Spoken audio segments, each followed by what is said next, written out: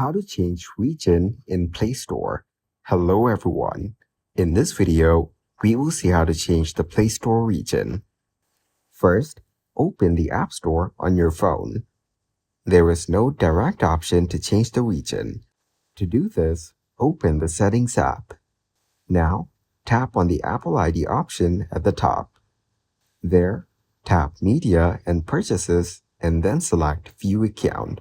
After verifying with the Face ID, you will be directed to the account settings.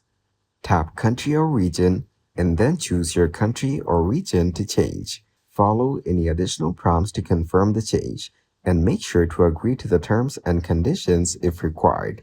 It will automatically change on the Play Store or App Store.